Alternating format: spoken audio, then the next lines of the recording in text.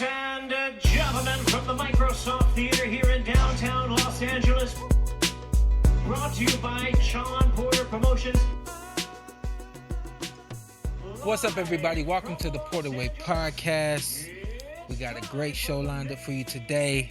Full assembled crew today. Ant with two T's back with his jacket. Yeah, man, you know. The hell you doing with a jacket on in Las Vegas? You know, it's chilly up in the studio. Shout out to HyperX Arena. Feels like an arena in here. Hey, you know it's cold when you sitting on your hands. Yeah, man. I'm all put my hands in my pants. You know what I'm talking about? You sitting at home, you real cold? I'm trying to stay appropriate up in here. Sean Z, B-side was crack-a-lacking. I do that at any temperature. Oh, So, put your hands yeah, in your... All right. yeah. I'm just here to promote It's my man right here, Scruncho show Okay. coming up. There you go. All I needed was a hug. All right. Scrunch, what it do? Hey, man, you know, I appreciate y'all having me back, man. You know, I feel like we love ain't had in you the on the studio. show this year. This is real. But I know that's wrong, right? We had him on the show this year. I feel like we haven't had him on the show this year. I haven't. It felt like- Probably not this year. No, we had you on Nah, this year. nah, they had me Really? on- yeah, about 3 or 4 months ago. He always... It's Tell them what not you three. said I feel like before it's the longer show, than why that. we haven't had a chance to be on the show together. Tell Yeah, them. this my... I never got a chance to meet. Yeah. This is my buddy right here. Yeah. It's the white Scruncho. Yeah, Right. I like...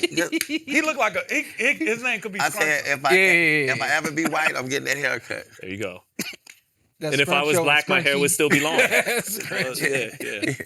So Scrunch, man, was crack-a-lacking, man. You been up on the boxing? Yep. Yeah. You know, I stay on the boxing, so... I seen you been doing some stuff yourself.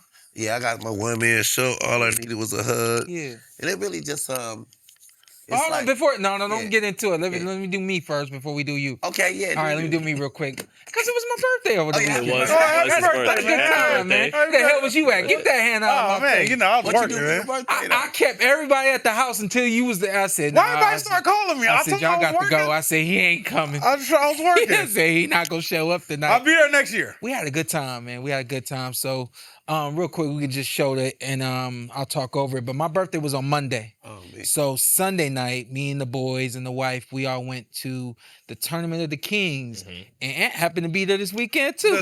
I was there Saturday night. Shout out to Rob Deerday from Robin Big.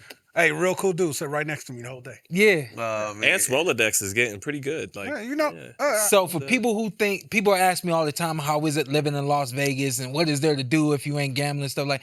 This is clean fun. That's what I call it. This is just good, clean fun. And it's the kind of stuff I love to do, especially with the family. So we went and did this. It's a great time. I'm not really going to, promote it, but it is at the Excalibur. And it's definitely worth the time. Especially for the And- kids. Yeah, especially for the kids. We was going nuts. I noticed you and Crawford have that in common. You guys love to do activities. You don't like to smoke weed and play video games like normal people. You like to do fun stuff. I'm not sure if that's what This is normal people do. This is non-smoking side over here. Okay? The over here. I don't smoke neither. What you talking about? Oh, okay. I ain't gonna lie. I racially profiled you. I think I've told this story before, but one time Terrence was out here. This was a long time ago, man. This had to be like 2015, 2016, and I found out he was in town. I hit him up. We went and played basketball, and we just cooled out for quite a few hours too. So we done with everything that we had going on and all that. And we walk into the car, and I told him, man, yo, bro, I said, bro, I love you. And he looked at me kind of weird. It's still like, you don't really tell people that's not family. We don't. But I said, let me tell you why, because I knew it kind of like caught him off guard. I said, I know what to expect when it comes to you. When you come to town, I know that I can hit you up and we can just do something like this. The expectation isn't crazy. It's a lot of people when I first came here, whenever they came to town, what clubs we going to, what casinos we going to. Like I said, man, when it's you, I know you good with just doing basketball. You good with just doing bowling. You good with just cooling at the house and playing cards and stuff like that. So yeah, man, him and I, we're a lot alike. Yeah. Yeah, that's dope. So I had a great time for my birthday. Ant, you better be there next year. I'm there. Matter of fact, I'm taking you. You going to Florida with us in January, February. We gonna teach Shawn how to fish. Me, Crawford, my brother. I think his dude is Mike, some YouTuber. He gonna take us out there. We're gonna get I've fishing. never been fishing. You trying to pull up? No, I'm not. I like my fish already fried. Already fried. Already Died, fried. laid to the side. Come on, man. Nah. You take don't know Leo. how to fish? Leo wants to know how to Okay, fish. okay. My son he's more of a man than me. He holds snakes. He wants to know how to I fish. don't do with snakes, but okay. Can't. My son said, you're a scaredy cat because I ain't trying to hold no snake. No, I'm not with it. I ain't trying to hold no snake. Not with it. Scrunch. Big dog, you got a show that you got coming up pretty soon in about 2 weeks. Yep, I actually just finished a show called All I Need Was a Hug. It's kind of like a biography of my life. Yeah. But it's not people think it's a comedy show, but it's a one-man show. Yeah. It's like a one-man, I do like 9 different characters, 13 monologues. Yeah. And you just navigate it. Oh, wow. Dude, it's really, I knew it was going to be good, but I didn't know it was going to be that impactful. When the secret to a one-man show is you got to be able to make them do 3 things. You got to make them laugh, you got to make them think, and you got to make them cry. Yeah. You know what I mean? So when I seen people crying, it was Yeah. kind of overwhelming, seeing people like, Whack 100 and seeing Terry Crews, seeing him doing the ugly cry was kind of... Yeah, Terry Crews crying? Yeah, that was like, it was crazy for me, so that was impactful because, you live a life, thinking about interested in your life. The thing that I've realized, like what we do, so I asked this to Dre because I knew I had a vision of my documentary that I'm still currently working on, y'all, of course. But when he released his, I asked him, yo, what's the purpose of your documentary? I felt like there had to be a purpose behind my documentary. It can't be just me telling the story about myself. Like, Right. What's this supposed to do for you? Right. And how can it enhance whatever it is that you have going on in life? So for you, did you have that, and your purpose was to, I know you say gotta make them laugh, gotta make them think, gotta make them cry, but did you realize that as you were doing it, or did you realize that along the way? Well, I know along the way it's because everybody think they know me, but they really don't have no idea. They only know the perception of my brand, of who I was, the hood, and this and that. But that's not that's who I was, but that's not who I am. So the purpose of my show is always about the ability to be vulnerable, So, when they see a black man cry, it kind of messed them up because we're not marketed as a victim. We always got to be the villain because we're not lucrative as victims. Nobody, ain't nobody, if anybody help a black man, you got to cover the whole financial cost. There ain't no organization. We only make sense as the villain. So when you see me being vulnerable and taking accountability and then finding a way to say I'm sorry and to be, forgiveness, and that's what it was about. So it was going through these emotional roller coasters where people got a chance to see different sides of you. And you got a chance to link up with Ice Cube for this. Yeah, Ice Cube, man, Tiffany Haddish, because nobody, in this business, you need somebody. And it's not a business it used to be a business of your talent, you know what I mean? Then it went from who you know, but now it's all wicked. It's not what you know, it's not who you know, it's what you know about who you know. You know what I mean? It's like at a different level, you know what I mean? Let's show the clip real quick of Ice Cube promoting your one-man show. It's your homeboy Ice Cube, and you gotta check out my boy Scruncho showcase, man. All I needed was a hug. He's from Tiffany Haddish, Chris Spencer. Yo, man, you gotta check it out, man. Do that Cuban showcase. Come through, tap in. You already know what it is, man. We going hard in the motherfucking place. West side, nigga. There it is. Yeah. Hey, yo, so one question for me. I don't know if you guys got anything, but I really want to know, how does it feel to have someone so iconic, backing you and helping you move on in a career that I know personally is really hard to navigate through? Well, I give all glory to my Lord and Savior Jesus Christ because this has been a manifestation for over 30 years. So to see it come to pass is definitely overwhelming because, people don't have no clue on, I say NWA was the greatest rap group of all times, not necessarily because of their body of work, but if you just take 1 second and think about Ice Cube, Eazy-E, and Dr. Dre, without those three, think about all the people that went through their brand to get famous. You know what I mean? I mean, without him, there'd be no Death Row, be no Snoop Dogg, there'd be no Tupac, no Eminem, no Chris Tucker, no Mike Epps, no Cat Williams, no Morris Chestnut, no Mac 10. Remember Angela Davis, Angela Bassett and Lawrence Fishburne.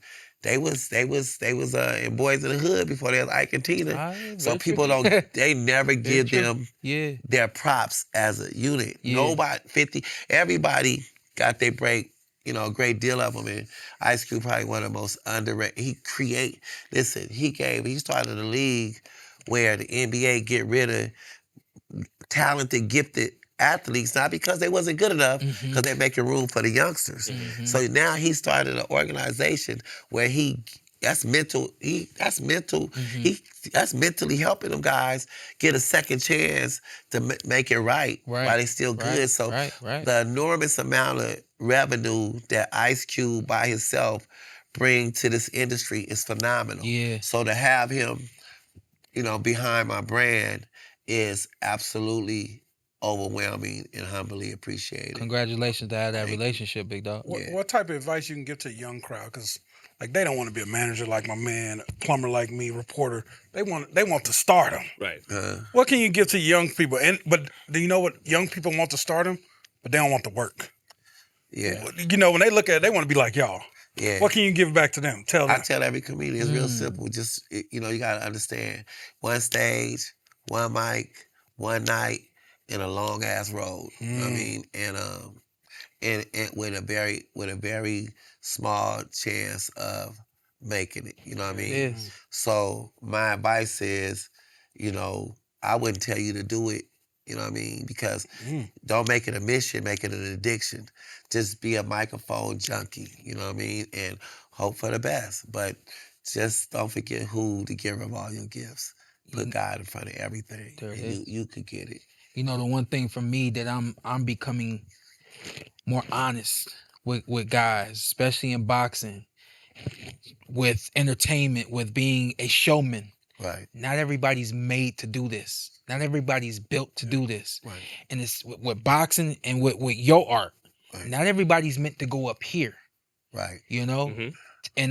So I told this kid, because I'm like, I don't know if professional boxing's, you know, I hate to judge you, but I'm based on limited amateur experience, based on your age, and I'm not a firm believer that you can't turn pro at any age, but once I see you get in the ring and I see you working and stuff like that, when you come to me, you ask me, what's your advice? My advice on turning pro.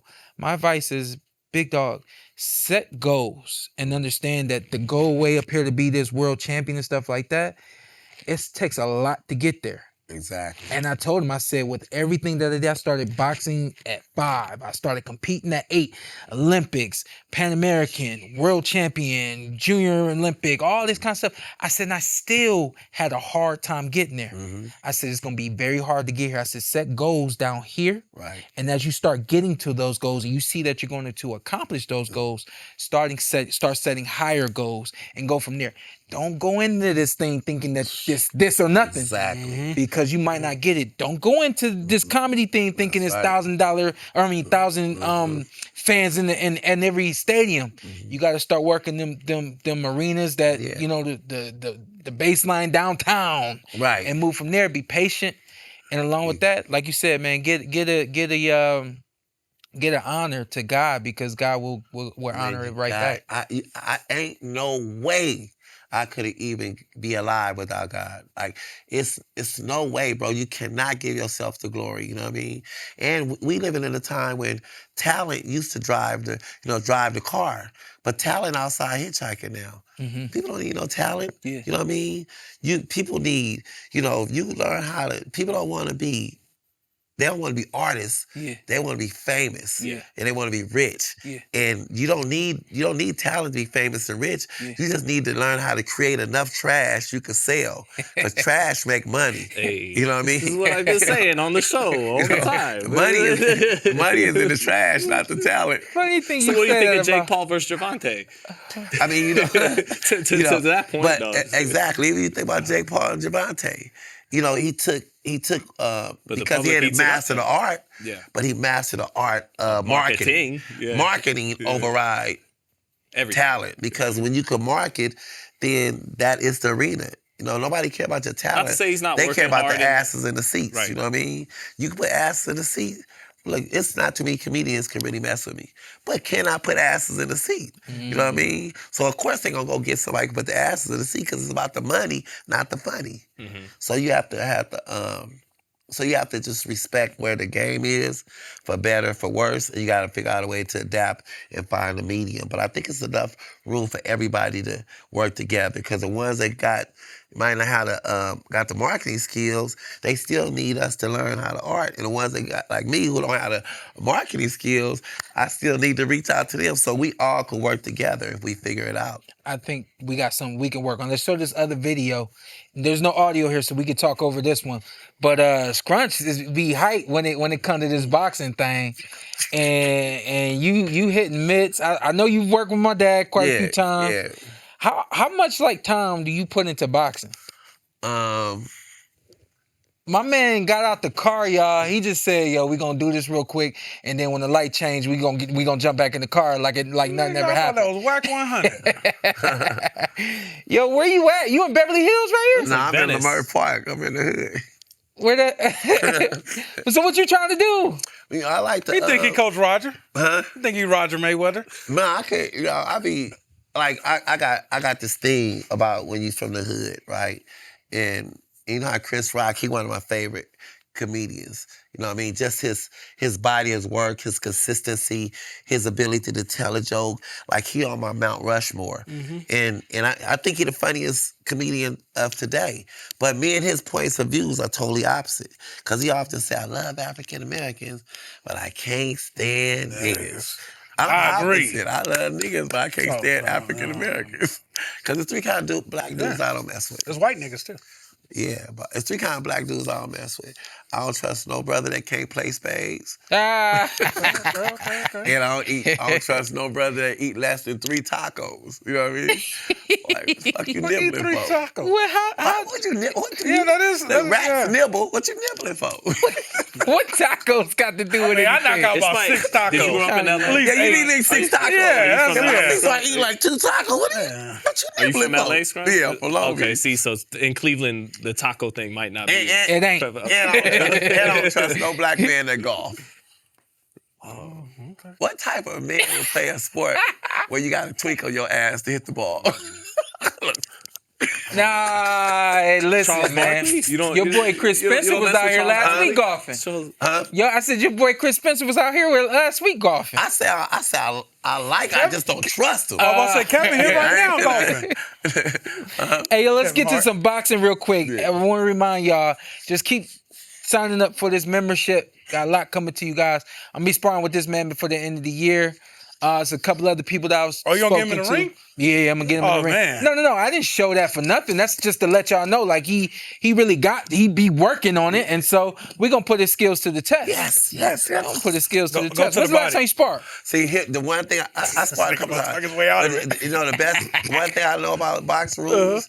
See, I know two reasons to make it difficult for him to hit me. Can't hit me when I'm laying down, and he can't hit me on the outside of the ring. Just random about Ice Cube for a minute. Say again. Just random about Ice Cube. Oh yeah, go ahead. Like, because he was saying he thinks they're the great. I think there's no argument. They're the most influential. You know, like he said. Absolutely. Yeah, there's no aftermath with Dre. And Ice Cube got the greatest diss of all times. No Vaseline. Let me tell you why. Yeah. One person killed a whole group of Hall of Famers. a whole group plus the manager. Plus Jerry Heller. Plus Jerry Heller. Yeah. One man did all that. Yeah. You know what I mean? bars. Oh no, it's between that and Hit 'Em Up. That's Yeah, I was about to say he killed the whole coast. Some people Yeah. say Hit 'Em Up. Some people would say. I love Hit 'Em Up too. Tupac went in, but he had help. But Ice Cube, he dissected each one of them. Yeah. Pow, pow, pow, pow. Then killed the manager. Yeah. You know what I mean? Yeah. Come on, man. Yeah. Nobody has the balls to go at the manager. Listen, Yeah. at 15, he wrote Boys in the Hood. Yeah. And not only was it a great song, it changed the dynamic. He was like the Richard Pryor. Right. Richard Pryor bought hood to comedy. You know what I mean? Right. He made hood dudes want to be comedy. Right, because I'm from New York, so they'll try to say Public Enemy. Or it's like, no, And so NWA changed everything. They changed Ice Cube, when he wrote Boys in the Hood, he made it okay to be from the hood, and he brought that culture from a different angle than, let's say, everybody else. He brought the West Coast, you know. Well, they put the First Amendment to the test because the FBI threatened them, and I remember when I was in First Amendment class in college. Yeah. The professor was trying to frame everything as if the First Amendment has too many freedoms. Yeah. And I'm like, you need to teach these kids about how the First Amendment protected NWA and allowed them to say what they had to say. And I actually thought that was a proud moment for the United States. Like, let them go diamond saying what the fuck they got to say. And it actually showed but anyway, what I was going to say was, man, I wish Martin Scorsese was 30, 40 years younger. Oh, man, I love Martin Scorsese. And I wish he had an affinity. It should still be a black man making these films. But I would, like John Singleton, when he made Baby Boy, he said, John Singleton made Boys in the Hood and he made Baby Boy. And he said, Goodfellas is my Boys in the Hood. My Casino is Baby Boy. And I just wish there was someone, because I felt like the NWA movie was too PG-13. It wasn't raw and gritty enough. It came off a little bit like... Yeah, it didn't deliver. A little too Hollywood. A little too Hollywood and a little too trying to make these guys look Disney-fied a little bit. Like, they're showing Eazy-E crying at the billboard of the Chronic. And I'm like, Eazy-E was probably saying, fuck that motherfucker. He probably wasn't crying. So I don't know. I felt like those guys were a little too protective of their image, and what makes those Martin Scorsese's movies so good is they're so raw and uncut that's what makes them feel so real. And I just wish there was an artist out there, a director who cared enough about how hip hop changed the face of America in the late '80s, early '90s, mid '90s, and pretty much covers. I just wish there was films that told that story the way they told the story about the mob, the way they told that story about the hood in the early 90s. We need that. It changed the face of California. Before NWA, California was the Beach Boys and all that. And after that, they got everybody throwing up the W. But that's even with my one-man show, that's what it's about. It's about explaining the culture or where that same era, you know what I mean? Right. So breaking stuff down that because right now the hood done turned into a safari. Everybody come in the hood to fuck with a nigga, you know what I mean? Everybody want to poke us, you know what I mean? Yeah. Like, nobody get punked. Much as they call us bullies, nobody get punked more than the black man. Because everybody uses the same thing. And they know they'll call the police. So they punk us. Women talk to us crazy. Karens talk to us crazy. The police talk to us crazy. It's like everybody want to punk us and mess with us. You know what I mean? And so, but we're not allowed to be the victims. We only allowed to be the villains. You know what I mean? And I had a situation where lady talked to me crazy. He told me, don't worry about it. She don't hit that hard. I'm like, oh, no. Hey, man, she assaulted me. You know what I mean? Once she hit you, it hit you. Yeah. She told me, you're lucky I don't press charges on you. That's some shit. Hey, you never know. She slapped me and slapped my fries out my hand. And now if I did that to her, I'd have been in jail right now. You know what I mean? This happened back in L.A.? He looked down at his fries. Yeah, she slapped my fries. He said, you see what happened? Let me get an order of new fries. It'll be okay, buddy. That was my first time trying to be a snitch. As soon as she slapped the fries, I said, you going to jail today? I'm calling the police right now. I said, why are you going to jail today? Wait a minute. Do it again. Oh, yeah. Let's get to this boxing thing real quick. She said, that's my line. Yeah. I just want to do like a quick honorable mention. I thought that Lozada and Oddessa Parker was a really good boxing match on the Thursday night fights. That Pagan Montgomery undercard. This was the co-main event. I thought it was a pretty good boxing match. I felt like it seems to me like this was the weekend of questionable reffing. Right. I felt like there was a clear knockdown in the first round, and I think that what people don't understand is there's the momentum swings that happens in boxing, and I think that was a potential momentum swing for Oddessa. She still continued to do her thing. A really hard fight to score. Nobody really left every round clean, any rounds clean. But I did feel like Lozada pulled away near the end. Seemed to me like Oddessa slowed down at different points in the fight as well. But just a pretty good boxing match by the women. And then you move forward. We got Pagan and Montgomery. The fight went exactly how I thought it would. A lot of punches being thrown. And I don't know if you guys want to break this one down or not, but do you want to break it down? I give credit to JJ for holding up under the fire. Yeah. Because he, remember Floyd once said to Devin Haney, keep the fight on the outside, but there's going to be some guys who you don't have a choice. They're going to close the gap and you're going to have to fight. And that's what Maliek made JJ do. He made him fight all night. And JJ, not known for his power, known as more of a boxer, he held his own pretty good on the inside. I actually thought this was the more... the refs, Maliek was leaking a lot of blood. It came, he was. So I'm not saying it's necessarily a bad stoppage, but I thought this was the more premature stoppage than the Joseph Parker fight. This fight was stopped in the last round. Am I wrong? I think it was stopped in the 8th. 8 of 10 rounds. Yeah, 8 of 10. Okay. And Maliek had just had a good moment in the 6th round, had his best moment of the fight. Yeah. Nothing JJ was hitting him with was hurting him. He was just losing so much blood. But, Maliek, I do wonder... because we were breaking down Haney and Norman the other day.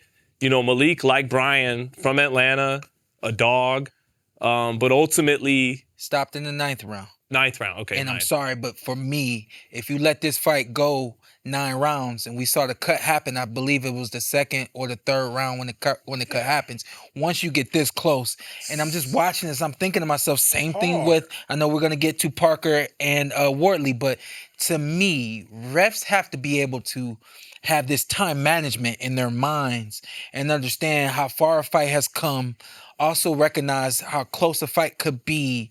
And if I step in here now, I'm potentially taking away an opportunity for the judges to make the final call on what was a back and forth, very close match. Not saying that Montgomery was gonna win, but at the same time, I didn't know who was winning that fight. Right. I think the blood influenced the ref. Yeah. I think that blood looked like he was leaking a lot of blood. Yeah. It was everywhere. Yeah. And I think that played a part of it. Yeah. I think the ref had a weak stomach. Yeah.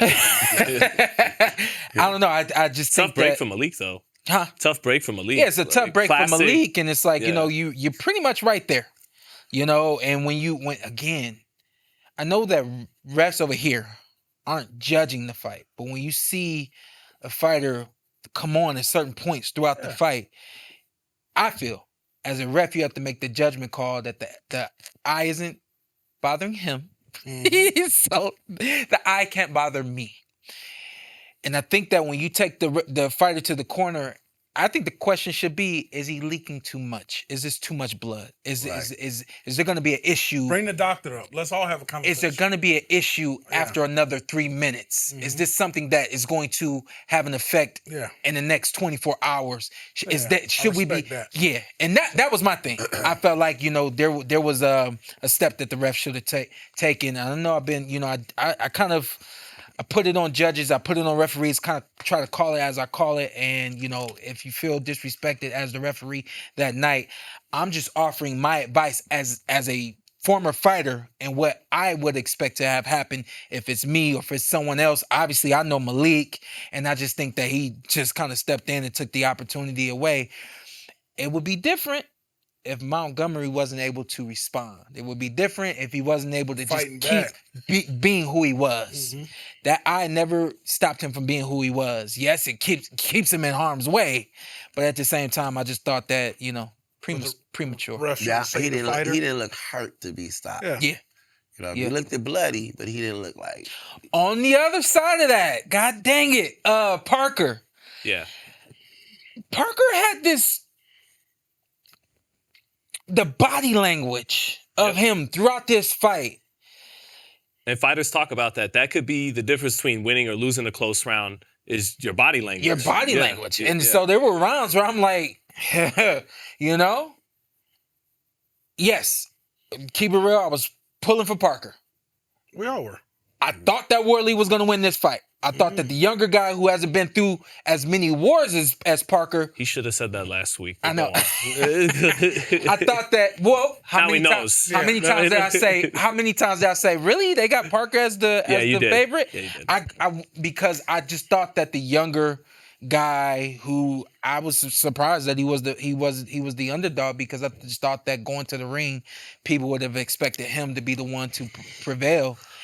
And I just thought that the body language kind of caught up to Parker. I saw it early on where he looked very out of it, but still strong. And when it came to the knockdown, let's just fast forward. It's been a long day here. When it came to the TKO, because there was no knockdown technically. Right? When it came to the TKO, I was like, "What a knockdown!" Right. This is my number one thing when it came to this TKO. You hot?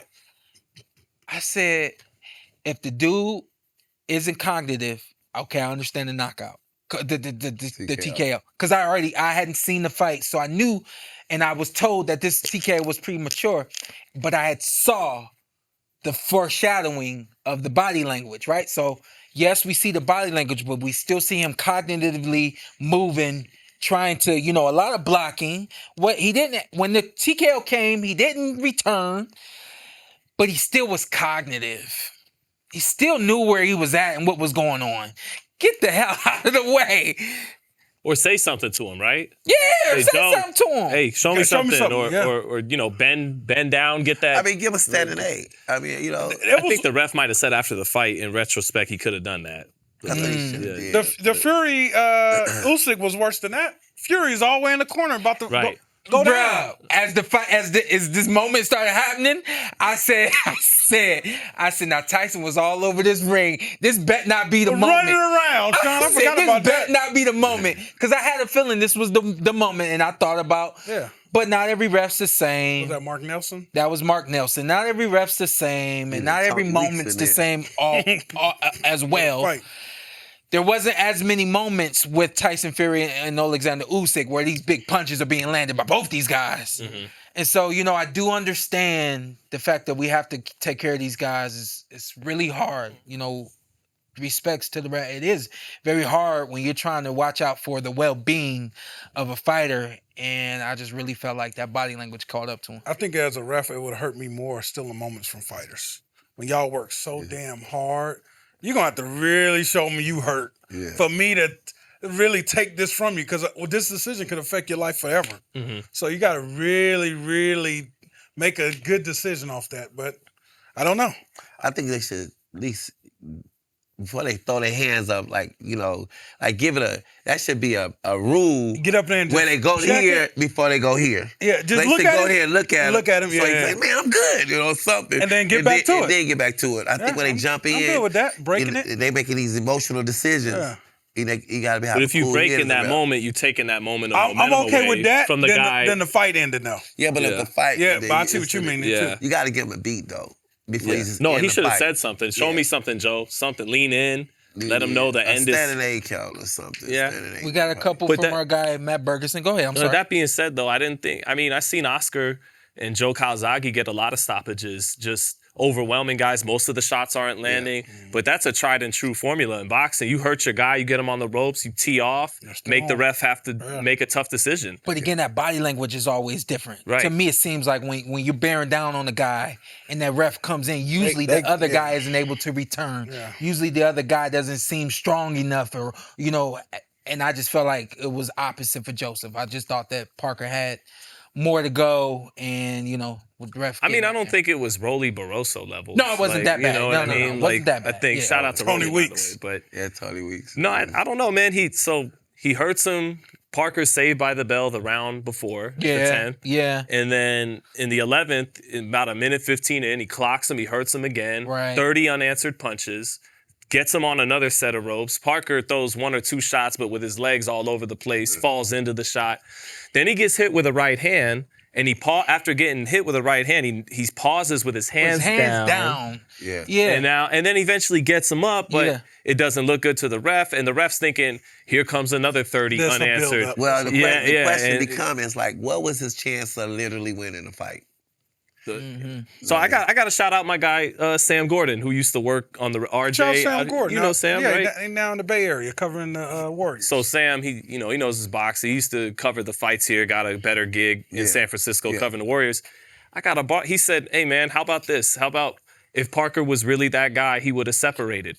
Yeah. If he's really this guy that can potentially beat Usyk and all that, it would have been more separation to where you're not in that predicament in the 11th, and that's a good point. Let me do these. Let me do these. Matt Bergeson, bro. Poor Joseph Parker could have just waited for that Usyk bag, but took a fight he didn't have to. Got paid but lost. Will never get that title. He said. He also said. Also, Joseph Parker forgot his identity. You ain't a slugger. Why box like one? You're a boxer. And come in at 262. Why make these low IQ decisions in the fight? So I think the story of the fight, like, we got to give Wardley more credit. Yes, he was losing the fight. He was behind. But he showed more wrinkles in his game than maybe some of us thought. In rounds 3, 4, 5, what surprised me, he was a little sharper and twitchier than Joe Parker. A little quicker to the punch. Punches were a little bit more explosive and snappy. And then even though I liked this fight, I saw both fighters make adjustments in this fight. They were both looking to pull the right hand over each other's jabs. Then Parker started realizing, okay, let me stop playing that game with him because he's better at it than me, actually. And so then Parker, he said, let me get closer to him behind the jab and throw combinations and be more left hook dominant than with the right hand. He hurts him in the 9th round, but Wardley, his defense was good enough in that he would make him miss. Parker would land his first jab, and then he'd try to follow up with something, and Wardley would get out of range, or he kept doing the same defensive move over and over again, and Parker started knowing where he was going to dip his head, started throwing the hook where he was going to be. But by dipping down, having his own version of a shoulder roll, and being comfortable with the lead hand low, he got out of the way enough that he wasn't getting hit with the clean shots. And he hung in there long enough to change the fight with his power. And he changed it. He showed us he has a really nice right uppercut. Like, we knew coming in, if he gets you on the end of the shot, let him get full extension like Deontay, he could crack you and get you out of there. But he punched in between Joe's punches and slipped, found the uppercut. I'm just giving props to Wardley. He showed more wrinkles in his game than a lot of us thought he had. He's not just a puncher. That's what I think he just completely underestimated him. And I didn't think he planned for the fight. I think whatever his game plan was, it didn't seem like he had a game plan. Because he seemed like he was overconfident. And then they thought they could knock him out. Yeah. So, I think it was they should rematch. Is he ready for the final boss? Usyk? No, Wardley. Well, Wardley against Usyk. Yeah. I just think, again, Italma's the fight. It's just Italma needs to beat a Wardley to prove himself so he can actually realistically fight for the titles. But I think definitely Italma's the sexiest fight in the division. But Kabiel, Wardley, these are veterans who've earned it in the ring more than Italma. But the eye test, what do you think? You've seen Italma, right? I love Italma. Yeah. He looks like the next one. Yeah. Looks. I think he is. Well, I say this before we go to a break. I was watching this fight, and I was just thinking to myself, this is the kind of boxing that America needs. Heavyweights going at it like that over here in the United States, I think, is what would bring some of the glory back to boxing. Obviously, we get good boxing over here, but to get that kind of great boxing in the heavyweight division, I think makes a big difference for us over here as boxing fans, as boxing enthusiasts, boxing supporters that want to see more fans in the seats and things of that nature. So good luck to both those guys going forward. I think that it seems like to me like Wardley might be next with Usyk.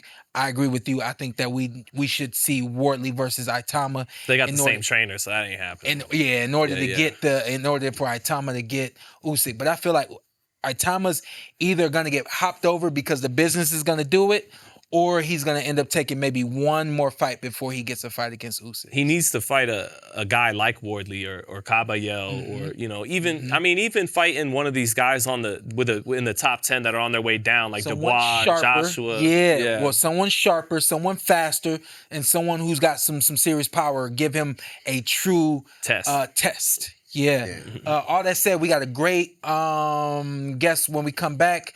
Also, we got a great treat for the PorterWay Podcast followers coming up next week. All that and more when we come back. All right, welcome back to the PorterWay Podcast. As I said, we got a great opportunity coming up for the PorterWay Podcast this coming weekend. This coming weekend, we will be out in Albany, New York.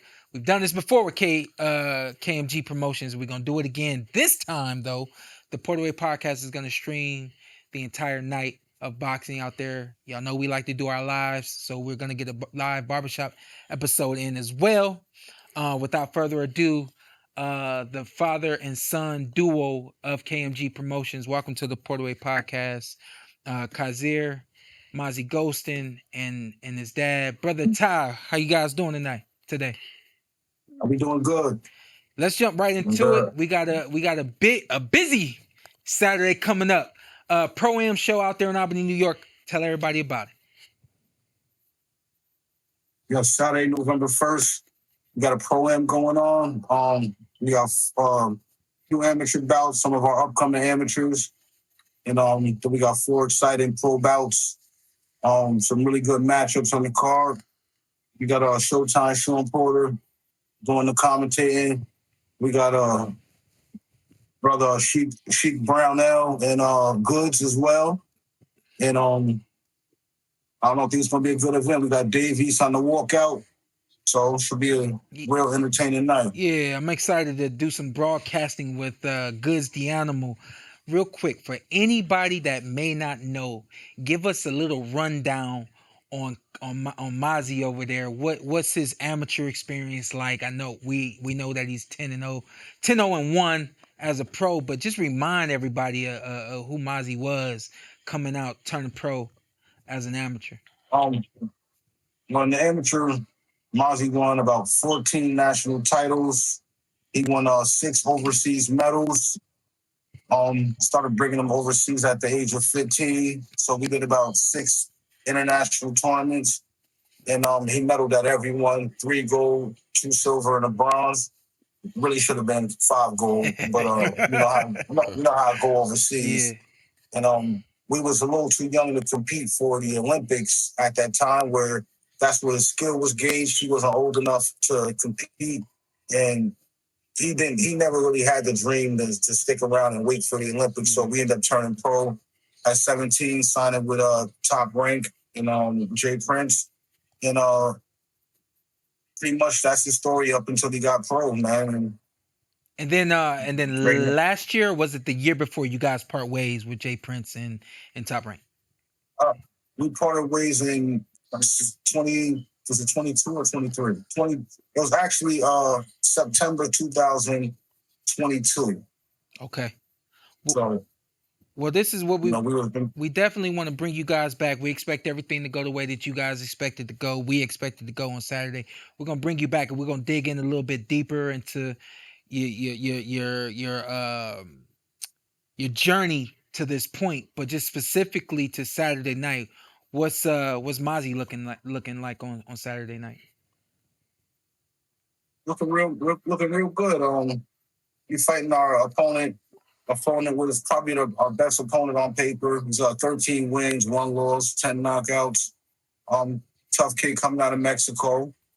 But like I said, Mazzi's right where I expect him to be right now, and he's been ready for the step up. So I expect people to really be able to see his pedigree Saturday night and what he's really made of. And when they talk about up and coming prospects, I feel like his name will start to be now in the talks for the people that forgot about him. Because those that know, but for the ones that don't, I think that this will be like an eye opener for them.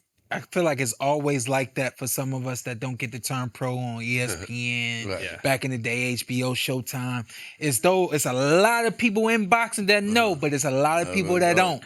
And when you finally get that opportunity to do it, I felt like the last time we came out there, he had a first round knockout. The kid didn't look like he was in shape. I knew it was a lot of business stuff going on with what prevented you guys from really having the big explosive night that you wanted to have, even though he got a stoppage to the body.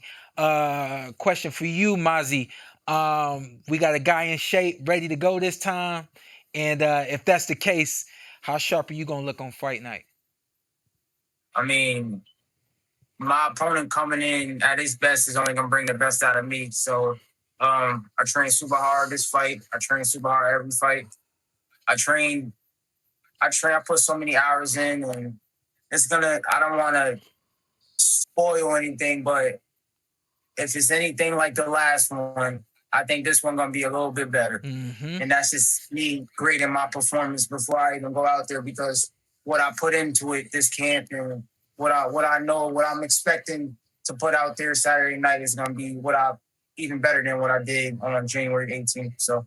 And I got all respect for your dad. It's at the Armory this weekend. You could DM the Real King Mazzi for tickets. But all respect to your pops, man. When boxing is at a haul up and some people ain't fighting, your dad's making a way for you. I take all respect for you, man. You keeping your kid active. You're doing what you're supposed to do as a father, man. So I'll take my hat off to you for that. I appreciate that. That's love, Thank man. you, bro. Because some people don't do that, man. So you're a real father, real father. I don't know how it is outside the ring with him. I know you're on his ass, but I know you're holding it down for him in the ring. Right. You got one, Zittel, one and done. We're going to have you back next week. Okay, well, I got 2 in 1 then, Shawn. All right, let's do it. That's how I'm going to do it. No, Kasir, and a question for your dad, too, this first part. We see this mold having a lot of success. Floyd Mayweather, Terrence Crawford, Keyshawn, Abdullah Mason coming up. And you got some of the attributes they do in that you got length. You got a long 72-inch reach, tall for the weight class. Floyd wasn't tall for the weight, but again, he had that length that all these guys I'm talking about have. You have it. Just talk about, do you feel like you got the attributes it takes that some of those guys have to have the kind of success they've had at the championship level? And then part 2 of the question is, did you, as a southpaw, watch the Crawford-Canelo fight very closely and more close than you would your average championship fight? Were you taking notes, you and your dad? Was it that kind of performance where school was in session? You had to literally take notes on the fight itself?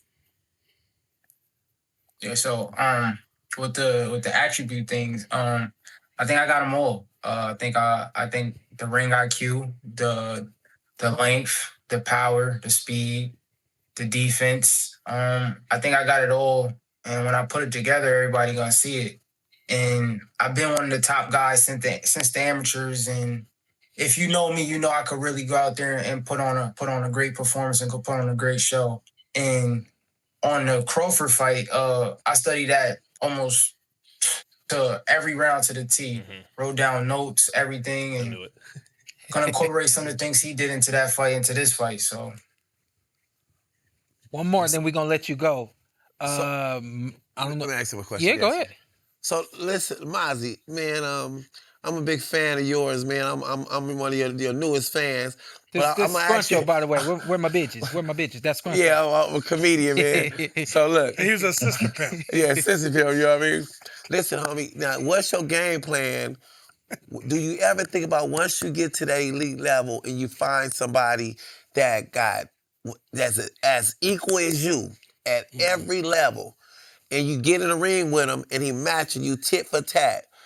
Where is your mental? What you think you do then, and how would you adapt to that situation? If you see somebody got all the qualities, everything that you got but more, what would you do? Because right now you're only thinking of being the best. What if you get somebody that might be a little bit? How do you adapt to that, and what would you do? At that point, it would just be mentality, and honestly, like how I look at boxing is, I think it's 90% mental, 10% physical. Because how I look at fights and how I look at things is when you study the game, when people call it ring IQ, when you got enough ring IQ, you can make a lot of fights easier than it is. A lot of people go in there thinking it's just, strength force and just pure fighting. But a lot of it goes down to the brain and how you think in there, how you calculate things, and knowing how to adjust on the spot, and knowing when things are not working, going to your corner and talking to your corner talking back to you. And just really, it comes down to the IQ and the mental things and that sort of stuff. And when it comes down to somebody matching you 100 to 100, it's really gonna come down to how you train and really your mentality. How the comedian come up in here and has the hardest question? I didn't even know how to answer. I said, "Go ahead, Mazzi. I mean, whatever you say, man, it's right." Because I can't even answer that. Hey, listen, man. Looking forward to getting out there. Tell everybody what time Saturday night they can catch the fights. Saturday night, we got the amateurs kicking off at 4 o'clock to 6 p.m. 7 o'clock, we roll around to the pros. So pull up to the Armory, 195 Washington Ave, and come watch some superstars. There it is. God bless you guys. We'll catch you in a couple of days. Give me my drop, Shawn. Give me my drop. I got you. I ain't get the script, so I got you, though. I got you. Yep. Actually got a prediction. You ask him. Hey, so quick question. They go. He said, ask him if he got a prediction. I'm trying to see if he had a prediction. It's a message. They said they're going to turn the guy's lights out. Okay. That's why they went blank on it. But, you know, I think Mazzi... Just because we had him on months ago, but, you know, I rewatched the tape, and I'm like, this kid really is good. He really does have championship-level potential and still just 22. What's his strongest qualities that you noticed? I think I mentioned a lot of he fits that mold of the length to go up multiple weight classes, speed, sharp with everything he does, and a southpaw. I think... You know, he checks some boxes. Do you check those boxes as the competition gets tougher? Man. That's always... Yeah. A lot of people talk about IQ as he just did. Yeah. And at 22 years old, it's good that he knows how much of this game is mental. Yeah. I didn't always know this or understand this, but one thing I know now without a shadow of a doubt, God doesn't give everybody everything. And I'll explain that. Some guys are mad tough, but they don't got the skills. Mm-hmm. Some guys are mad fast, but they don't got the coordination. Mm-hmm. I'm not saying that God don't give everybody all of it. And I'm not saying God didn't give Mayweather all of it. Possibly did. Didn't give Terrence all of it. Possibly did. We've seen greatness from those guys. But the amount of greatness that we've seen from those guys, we don't see from a lot of guys, right? Mm-hmm. So when it comes to this boxing thing, what I like to believe is that most of us have it physically. And the thing that God forces us to work on or expects us to work on, just like in life, what's the thing that has to mature the most? The physical is gonna mature. You doing the right things, you're gonna get built up. You're doing the right things, working on the speed, you're gonna get faster. But the one thing that has to mature without a shadow of a doubt, and you have to do the right kind of studying, you have to have the right kind of people around you, you have to have the right kind of people in your corner that have the education, because this is the thing that has to mature. At 22 years old, when he already realizes that it ain't about the physical, it's about the mental. When he answered his question. Yep. Yeah, that was a mature answer. That's a mature answer. So I do believe that he believes it. Mm-hmm. I know him personally, so I know that he's working on it. Yeah. So I think that that's what's really going to take him far. He's been in the ring with Terrence. Right. So when you've been in the ring with guys like Terrence Crawford before being 22 years old, I think he was closer to 20 when he sparred with Terrence. Those kind of moments, those kind of opportunities, those kind of experiences get you ready for when you're in the ring with another elite guy. I think he might have told us on the last time we had him on that Bomac gave him, high marks on based on what he saw. And Bomac will keep it real. He won't just tell you that because you got in there with it. He'll say this guy don't got it if he doesn't. You know? Right. And, again, talking about the cerebral aspect of boxing, he said that was the thing with Terrence. He said it was like, I know how good I am, but Terrence was just better. And it was like, just one of them things where he's like, I don't know how he doing it, but he doing it, I just think Mazzi and to close out our 2025 Diamond in the Rough prospects, it's Scooter, who just got signed with Top Rank. Yeah. Derek Scooter Davis. Yeah. And I think Mazzi. I think those are the two American prospects that they really could become world champions, and they're diamonds in the rough right now. That's crazy that you said Diamonds in the Rough. Number one, the last fight show that they had was called the Diamonds in the Rough. Right. And my first time in Albany, so I kind of like kept that in my mind as I moved around the city. And I'm like, this really is a diamond in the rough. No, nobody know nothing about Albany. I don't even if you know if it's it's the capital of New York, but ain't nobody coming up here, and I ain't trying to hate on y'all, especially I'll be there next week, so I love y'all. But I'm like, yo, this really is a diamond in the rough. Yep. And so upon you saying that, that's kind of how I wanted to close on all this. He is truly a diamond in the rough. You don't find guys with his kind of mentality, his kind of abilities, his kind of team, really just made to be able to do it, and it's only a matter of time, opposed to someone like Abdullah Mason, who has had ESPN and ESPN Plus for a couple of years now, so he's a diamond in the rough, and y'all will see it next week. Got the right Live on the That PorterWay name sound like Podcast. money. Make sure y'all tune in next week, 6 p.m. Eastern is when it starts with the amateurs. They're going to have an hour in between fights because they're going for the amateurs, the amateur judges, all that kind of stuff. They have to transition to the pro stuff. So we're going to take an hour intermission in between that. Sorry about that. But then we're going to come back with, I believe, 4 main event fights, and all that will be shown right here on the PorterWay Podcast. Last one about Mazzi. Is a challenge he faces, though, level of opposition. When you're not with Top Rank or Eddie, you got to scrap the barrel opponents-wise. Yeah. And I looked at the fighter he's fighting from Mexico. He's 13-1. That one loss was to a guy who's 3-15. You can't always go by box rec, right? You got to see the fight for yourself. But I guess to close it on Mazzi, how's he going to get his development when he doesn't have the kind of matchmaking that you get? Right. Yeah. Control what you can control. Stay busy. Thank you. All right, Ant. All right, Ant. We're going to leave it at that. Yeah. We're going to leave it at that. Hey, real quick. Erickson Lubin, we're going to you. And, Vergil Ortiz. Vergil Ortiz Jr. What you think about him? Vergil it's like one guy was the potential superstar, and he tried to get that last shot. Then Vergil's right here. You know what I mean? But it can be upset. You know what I mean? Because but Eric take a lot of punches. And if he haven't tightened up his defense, he gonna get knocked out with Vergil. So if I was Eric, because he got a lot of heart, got a lot of talent, defense trash. You know what I mean? He got it, man. He got it. It's not merely pedestrian, it's trash? Trash. Okay. It's like he take too many shots, and he take the same shots. You figure if you got hit here, put the arm up. You know what I mean? Like, so I don't trust a repeat offender. You know what I mean? So I'm gonna have to go. I'm room for Eric, because I think he's just a all-around good guy, but I have to go with Vergil, because Vergil took this fight for a reason. Yeah, and Vergil's got kind of underrated hand speed. I think because he's a guy who fights out of the high guard for the most part, aggressive Mexican fighter, that you don't think of that attribute right away when you think it, but he throws heat with a lot of speed and velocity on all his shots. Yeah. He's got a couple other looks besides that high guard, but that's his bread and butter. I think that speed is going to be an issue, the combination. I think the way Lubin wins this fight, he's got to be a step ahead from round one. And I think he's got to hit Vergil with something real good and emphatic early to get Vergil's respect so he can have some space to operate. He can slow the fight down a little bit.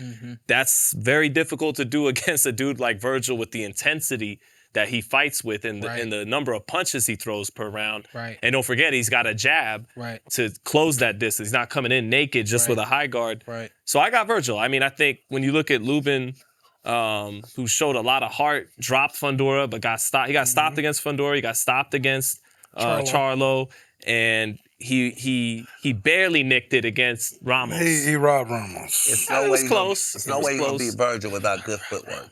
You got to have superb footwork, because as long as he can sit there and plant and dig up in you're going to have problems. He should be able to find Vergil with something early, though. He gonna find Especially him, being a southpaw. But he got to be able to get out of the way. You got to move them feet. If he can't move them feet, he'll get that slip.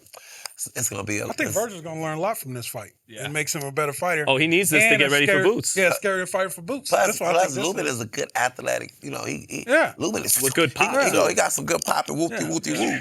He's there to fight. We're gonna get a fight. He gonna get a fight. But I the younger, wish stronger guy is gonna wash him. But I wish he had. Say it again, Ed. Younger, stronger guy is gonna wash him. Dang. And it hurts my heart because I've been pulling for Lubin since he got cracked. But the early fight, the early rounds gonna be Lubin. Yeah, so first 5, I think it's gonna be nice. Yeah, it's gonna be because that hand speed. Can he not just take can he make something count early? Get that respect early. He gonna get the respect early, but he just not. He just don't have the footwork to get out of the way. And Vergil's killer be killed. Vergil is heavy-handed, bro. Killer be and killed. fast. And he could end it early too. And he ain't no heavy, slow fighter, slow-handed fighter. He decent. He could end it early. Who, Vergil? Yeah. Yeah, we'll see. We'll see. I gotta favor Vergil, but hey, it's been a lot of upsets in boxing. So go Lubin, we pulling. Yeah, everybody kind of pulling for Lubin because, you know what I mean? It's a good dude. Listen, man, real South quick Florida. before we get out of here, we had Schofield on the undercard of this fight. I don't know. Wait, Orlando, that's not South Florida, is it? It's Florida. It's Florida. He's from Florida. All right. But We had Schofield on the undercard. Fights canceled due to an injury. Yeah. I feel like I was trying to pull up Schofield's last opponent. Who was his last? It's iced in Tevin one Farmer. round. Yes, and thank you. That's why I felt like this was that fight. This was going to be the fight that really solidifies him. I had the fight against Devin Alexander. That's the one that, for the sake of words, put me on the map. And then I cleaned up on Paulie, and it was like, Shawn Porter's here. I felt like this was the fight. Even though Schofield's been here, I felt like this was the fight that was really going to solidify Schofield's position as the guy. I don't know about at one. They should charge you $50 a slice in Bensonhurst for what you did to Paulie. Anytime you go to Bensonhurst, Brooklyn, they should be the opposite of a free meal. You should jump it. Y'all should jump it. Y'all don't ever jump me. This is crazy. Don't ever You jump me. jumped him? He mugged Paulie. He was like, This ain't about Paulie, man. It's about Paulie Schofield. So Yeah. basically what I'm saying, Schofield got to wait. That's all I'm saying. That's how Schofield got to wait. fast like that. Yeah, What Shawn he He was out the ring. You kept punching. Listen, man, we got some fighters that like Errol Spence. I felt like Errol got to a point where he just started going on tears. Fight after fight was a terror until he came in, got in the ring with me, someone else like literally at his level. And I felt like this is what we were about to get from Schofield, where we got the terror against Tevin Farmer, and now I don't know exactly what this Diaz fight was going to look like, but I know he's faster than Diaz. I know he's stronger than Diaz. Diaz going to be savvy enough to really manage this fight. Don't know. But I feel like this was that fight where, like I said, some guys, every fight we walk to the ring and it's like balloons. It's another party. And I felt like this was going to be that one that solidifies he's about to go on terror after terror after terror. 3 rounds. So he is about to watch JoJo. All that said, the kid got to wait. Let's get up out of here. all right. Right? I'll just do the motivational message by myself. All right. Right? Love my dad. Call my dad today. Today is his birthday. KP. I love him too. I Kenny. really wanted him to come in today. He said, let's take a rain check on the PorterWay podcast. I was in church on Thursday, and while I'm in church on Thursday, we're going through the book of Deuteronomy, and we can see where God was allowing the people to make decisions, or he's telling us he's literally going to allow us to make the decisions that we make. And if you go away from God, I'm always here. I will lead you back to me. And when we were talking about that, my dad came up with something. I'm about 14 years old, and we would at the gym on Fridays, we would lock the door, everybody who's on the inside of the gym, and we would get in a circle and we would talk about life. Teenagers, all guys, and most of the guys out there in North Akron, they had that life outside of the boxing gym. And so my dad literally was saying, let me lock this and show you guys this is how we should be. And my dad came up with this creed, the ABCs of life. And then he added the D. Absolute, better choices and decisions. And that's what I want to leave you guys with today. Make absolute, better choices and decisions.